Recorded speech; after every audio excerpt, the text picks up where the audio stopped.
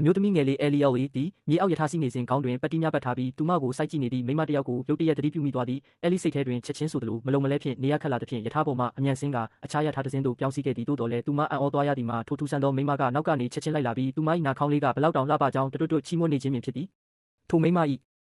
ထူဆန်းဆန်းပြလာသောပုံစံကြောင့်အဲလီလည်းပြန်မပြောရဲပဲရှိနေသည်သို့တော်ထိုမိန်းမကမူအဲလီကိုမရက်မနာဆက်တိုက်ချီးမွမ်းနေခဲ့သည်စိတ်ထဲတွင်အတော်လေးနေရခက်လာသဖြင့်အဲလီသည်ထိုမိန်းမနှင့်ဝေးရာသို့အမြန်ရှောင်ထွက်ခဲ့သည်ခက်လန့်လန့်တိလျှောက်လာပြီးနောက်အဲလီကစိုးရိမ်စိတ်ဖြင့်နောက်သို့လှည့်ကြည့်လိုက်ရာထိုမိန်းမသည်သူမကိုလုံးဝလက်လွတ်မိပုံမပေါ်သည်မှာရှင်းလင်းနေသည်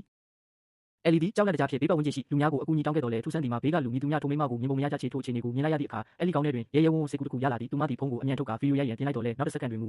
ကျမ်းပြင်ပေါ်၌လွင့်ပြနေသောအဖြူရောင်မီးခိုးငွေ့များကိုမြင်လိုက်ရပြီးမှအဲလီတယောက်မိမိကိုယ်ကိုအန္တရာယ်ရှိနေပြီဆိုသည်ကိုနောက်ကျမှသဘောပေါက်သွားတော့သည်သူမအလွန်အမင်းထိတ်လန့်တကြားဖြင့်လှည့်ပြေးခဲ့သည်အဲလီသည်တန့်စင်ကန်ထဲတွင်ပုံအောင်ရင်ရဲစခန်းသို့ချက်ချင်းဖုန်းဆက်အကူအညီတောင်းခဲ့သည်သို့တော်ဖုန်းလိုက်ရသွားသည်နှင့်တပြိုင်နက်အဲလီတစ်ခုခုမှားယွင်းနေပြီဆိုတာကိုအာရုံခံမိလိုက်သည်ဖုန်းဆုံးတစ်ဖက်မှလူကလည်းသူမ၏နှာခေါင်းကိုချီးမွမ်းနေသောကြောင့်ဖြစ်သည်ထို့နောက်တန့်စင်ကန်အကန့်၏အပေါ်စီးမှနေ၍လက်တစ်ဖက်ဖြည်းဖြည်းချင်းလှမ်းဝင်လာသည်ကိုအဲလီမြင်လိုက်ရတော့သည်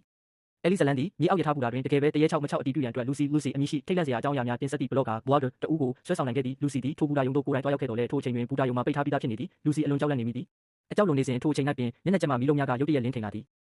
ထို့နောက်လူစီသည်အမျိုးသားတဦးကိုလှမ်းမြင်လိုက်ရတော့လဲအစောပိုင်းကထိုနေရာတွင်မည်သူမျှမရှိခဲ့သည်ကိုသူမအသေးချာမှတ်မိနေသည်ဤအမျိုးသားကဘယ်သူနည်းရထားဆိုင်ရောက်မည်ကြေညာတန်ထွက်ပေါ်လာသည်နှင့်လူစီသည်ရထားဘူတာထဲသို့အမြန်ပြေးဝင်ခဲ့သည်ထိုမျိုးသားနှင့်ဝေးကွာသွားသည်ကိုမြင်ရမှလူစီလည်းတက်ပြင်းချကစိတ်အေးသွားနိုင်တော့သည်သို့သောနောက်တစ်စက္ကန့်တွင်မူထိုမျိုးသားသည်လူစီ၏ရှေ့တက်တွင်ကြောက်မက်ဖွယ်ကောင်းလောက်အောင်ရုတ်တရက်ပေါ်လာပြန်သည်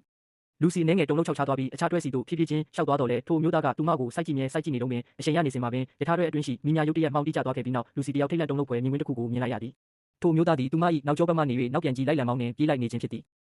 ကံကောင်းထောက်မှစွာဖြင့်ရထားသည်ဘူတာသို့ဆိုက်ရောက်သွားပြီးထိုမျိုးသားသည်လည်းရထားနှင့်အတူပါရှိသွားကထွက်ခွာသွားခဲ့သည်လူစီကတော့အန္တရာယ်ကင်းသွားပြီဟုထင်မှတ်ခဲ့တော်လဲမကြာမီမှာပင်ထိုနေရာ၌စွန့်ပစ်ထားသောရထားအိုကြီးတစ်စင်းရှိနေသည်ကိုသူမတွေ့ရှိခဲ့သည်ရထားအဝင်ဝတွင်လူစီသည်ဝါကီတော်ကီဝါကီတာကီတစ်လုံးကိုတွေ့ရသည်မြေအောက်ရထားတရက်ချောက်သည့်ဖြစ်ရပ်မှန်ကိုဖော်ထုတ်ရန်အတွက်လူစီသည်ထိုရထားအိုကြီးထဲသို့ဖြည်းဖြည်းချင်းခြေလန်းလန်းဝင်လိုက်ပါတော့သည်